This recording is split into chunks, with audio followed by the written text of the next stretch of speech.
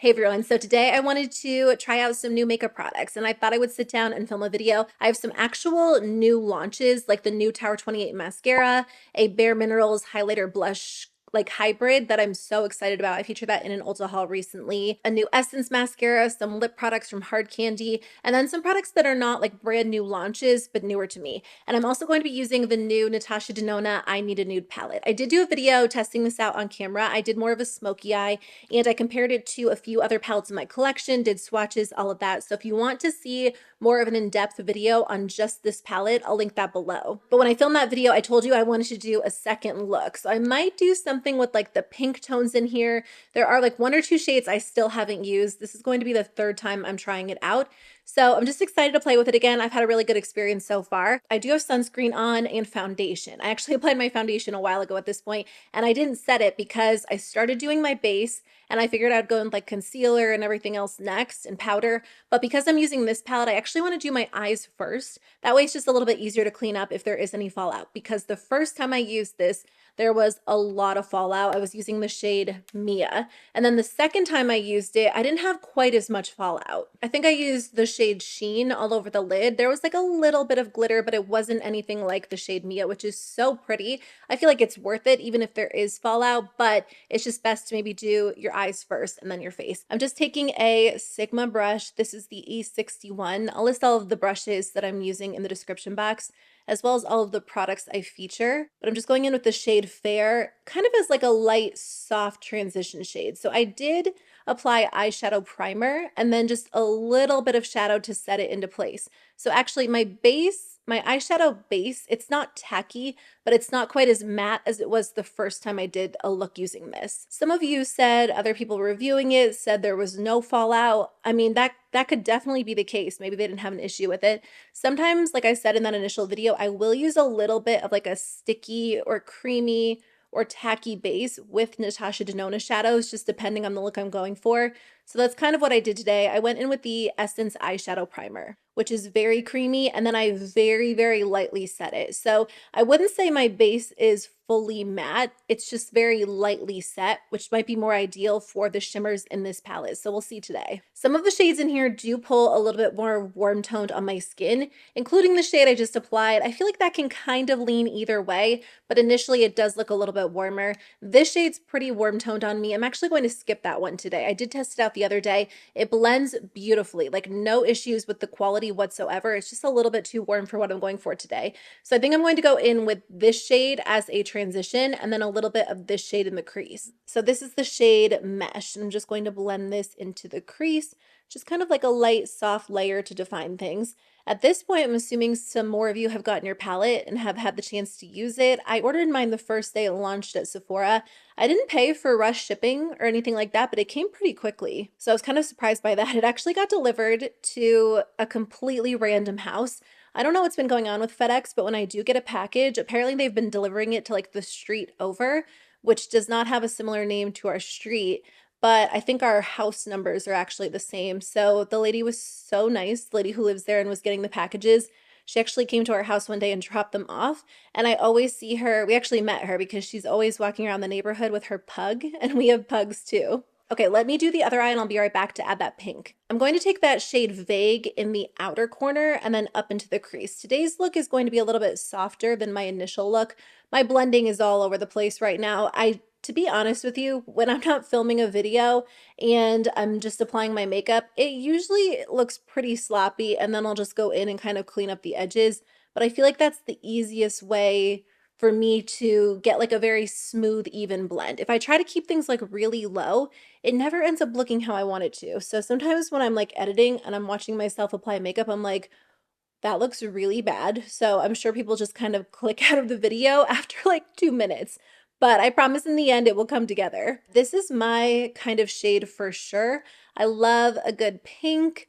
I love like a very soft pink crease and outer corner, and then like a really beautiful shimmer on the lid. So I'm glad they included this shade in the palette. The quality is perfect. It blends out so nicely. I haven't had any issues with the matte shadows at all. Like I'm trying to just see if I used all of them. Yeah, I have. Every single matte shadow is amazing.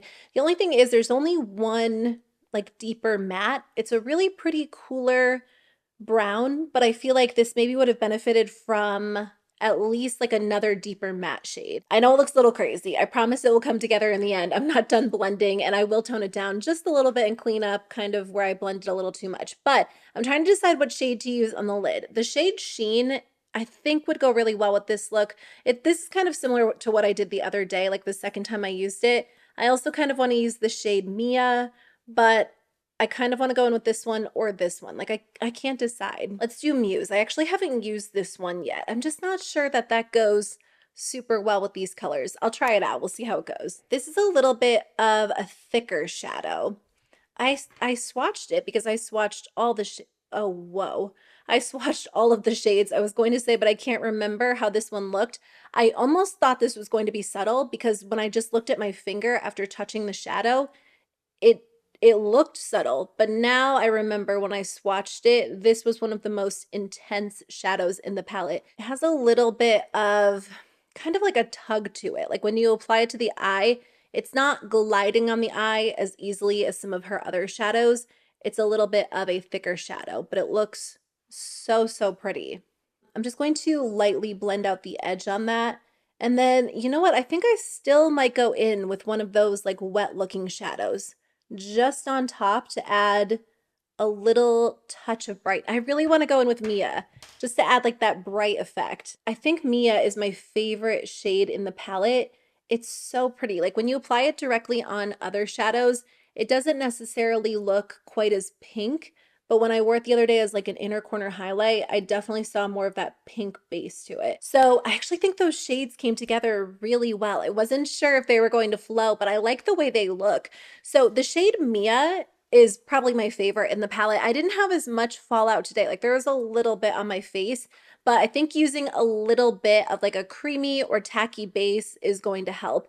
And I don't know that maybe, you know what the difference is today? I just realized this shadow is almost like slightly sticky on its own. Like it definitely has like a grip to it that this one does not have. And last time I did my look, I layered Mia over this one. So I think that made a big difference too. Before I go in and kind of clean things up with a little bit of concealer and just kind of tone down the brow area a little bit, I do want to apply liquid liners. So I have two that I'm going to test out today. The first one is from Fenty. This is not a new launch, but I actually picked this up because every time I do a video talking about like liquid liner, a lot of you recommend this one and say that it's like ultra dark, it stays in place so well. So I thought I would try this one out today, and then this is a newer launch. I thought I would just try them both and see how they go. This is from LA Girl. It's the Artist Brush Pen Eyeliner. So this one is supposed to be intensely pigmented and long wearing as well. Oh, the Fenty one's actually a felt tip liner.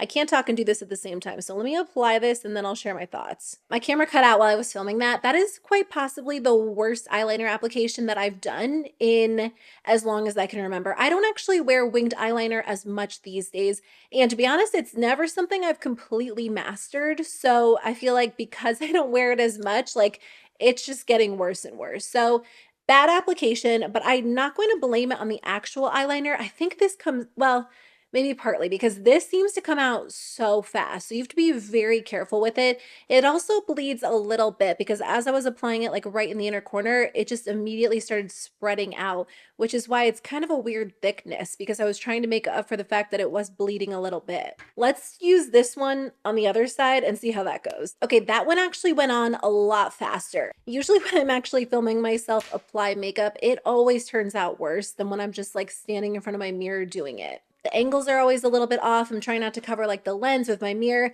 And on top of that, apparently like my winged liner skills are just not that good these days. But I think once I apply mascara, it will be fine. At this point, my foundation is, it's actually not looking that bad. I was going to say my foundation is probably looking rough because I applied it, like it has to be over an hour ago at this point, and I never actually set it into place with powder. But I'm going to go in with some concealer. So Tower 28 actually sent me their new concealer.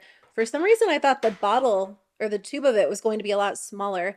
This is their new, what is it called? The Serum Concealer. So I have two shades. I have DTLA and then also EP. I'm on Sephora's website. So 4 is DTLA, which is meant for light with medium cool undertones. And then 5 is light with neutral undertones. I think I'm going to go with the lighter shade first. And let's just try this out. Let me swatch it. Oh, okay, it feels nice. So I talked about this in a purchase or pass video, And I just had a feeling it was going to be very hydrating, which is how it does feel when I swatch it on my hand. It's really creamy, but it's not like the type of creaminess that feels like it's going to instantly settle into fine lines. So we'll see. So I'm going to apply it right here in the inner corner. That's where I tend to focus concealer the most. And then right around my nose, between my brows, and then to balance it out, I usually put it right here in the center of my face too. And then I'm just going to blend it out. Based on the swatch, it feels like it's going to blend so nicely. And I might have used a little bit too much, but you know what? Because it is a serum texture, I just think it's going to look very skin-like. I'm not 100% convinced this is going to last on my oily skin.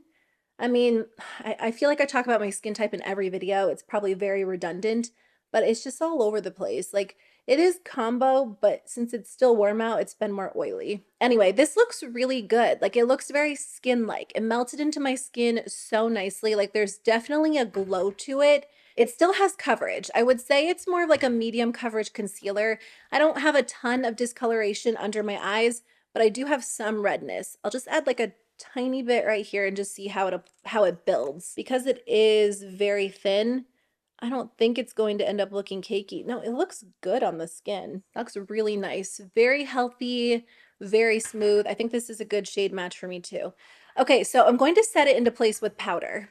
So I have two powders I'm going to use. I'm going to use a powder I know works well. This is the e.l.f. Halo Glow Setting Powder, specifically in the light pink shade, because I'm actually going to be testing out a new one today from Patrick Starrr. This is the One Size Ultimate Setting Powder in the shade Ultra Pink.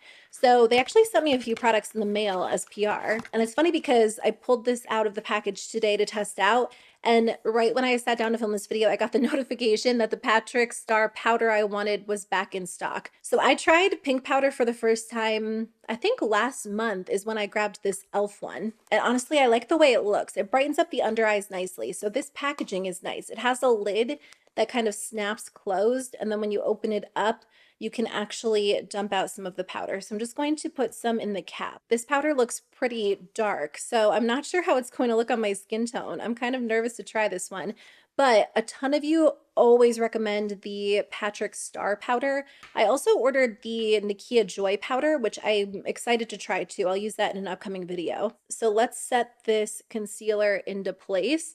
Okay, this one is definitely more pink than the e.l.f. one. I just got like a new sponge. Oh my gosh, that might be a little bit too pink for me. I just got a new like triangular sponge, so it does kind of shed a little bit. Like I get a little bit of lint on my face. That is very pink on my skin. The e.l.f. one almost didn't have like enough color to it. It was a little bit lighter and softer. I don't know. I feel like I need to use this under both eyes because if I go in with the e.l.f. one, you're going to be able to see a difference for sure. The only thing is using a new powder and a new concealer. If the concealer really creases, I guess I won't know if it's the powder or the concealer, but I'll try them both separately as well. This weekend, I'm filming this on Friday and it's going up on Sunday. So tomorrow I'll try the concealer without the powder, and then Sunday I'll try the powder without the concealer, and I'll share an update in the comments. I don't know. I don't think this is my most ideal shade. I think it's a little bit too dark for me personally because I do have like a lot of yellow to my skin. So it almost, and it doesn't really go, I guess, with my foundation, my concealer. Let's see how it looks once the rest of my makeup is on, and then maybe I'll change my mind. What do I do now? Like, do I set the rest of my face with a regular setting powder? Do I use the pink powder? I'm going to use a translucent powder for the rest of my face. This is from LYS. It is their Triple Fix powder, and it is just like a translucent shade. So I'm going to set my T-zone with the sponge. Now I feel like my nose looks off because my cheeks are so pink. I don't know, like I don't hate it. I feel like once I have blush on, it will be pretty because it will be a little bit more of like an ombre effect. It just looks a little off because I do have a lot of yellow in my skin. I also don't have any bronzer or blush on yet, so I'm not going to judge it yet. We'll see how it comes together in the end. Now I'm just applying brow gel. This is from NYX. It's their Thick It Stick It in the shade Espresso. And then while this is drying, I'll just kind of clean up the eyes a little bit. I'm just going to take this light shadow from this e.l.f. quad, and I'm just going to blend that over all of the edges to kind of tone them down just a little bit. I'm just lightly blending the shade Mesh on the lower lash line just to add a tiny definition. Actually, I'm going to take a little bit of that warmer pink. This is the shade Wit. I'm just going to fill in my brows really quickly, and then I will do mascara. Okay, for mascara, I do have a new mascara, the Essence Lash Like a Boss Instant Lift and Curl. I typically love Essence mascaras. I'm hoping I have good luck with this one. I will say my natural lashes are not looking the greatest these days. I don't know if I accidentally like pulled some out last time I was wearing false lashes, but I'm kind of missing like a big chunk of lashes right in the center on this eye. I noticed that the other day. Okay, so here's the first coat. I think my lashes look really good. Like they look long and separated. So now I'm going to go in with the second coat and see if I can build this up to make them look a little more voluminous.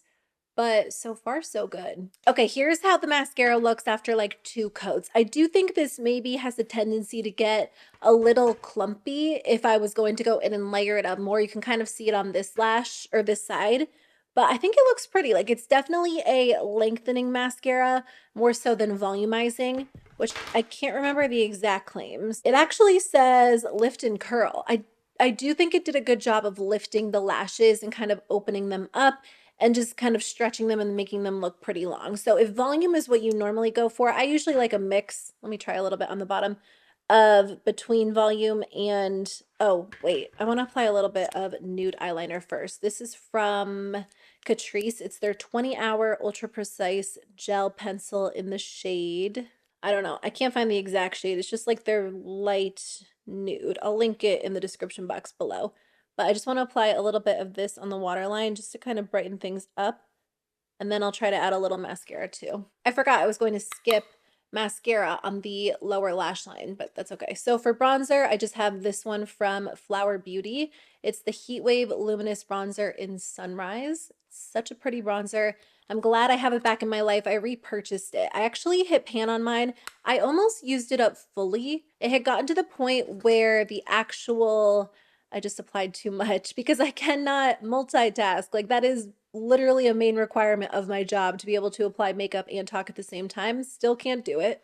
Oh, I had hit pan on this bronzer, and because it is a baked product, like the remainder was actually baked into the pan and it just wasn't coming, like when I would dip my brush in, it wasn't quite as smooth and even. So anyway, I just recently repurchased it. I think it was on sale during one of Ulta's million sales.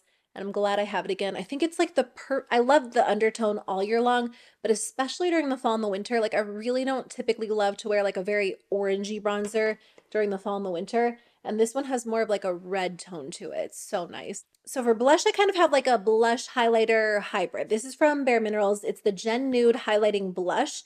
And they say you can actually get a fresh pop of color and a luminous glow all in one step. It also has a blurring mineral complex to diffuse imperfections for an instantly filtered effect. That sounds like my kind of blush. So I actually swatched this. I shared it in an Ulta haul. This is such a beautiful shade. I really hope I like this because it looks amazing in the pan. It's very soft. I was going to say I'm not sure how intense it's going to be on the cheeks.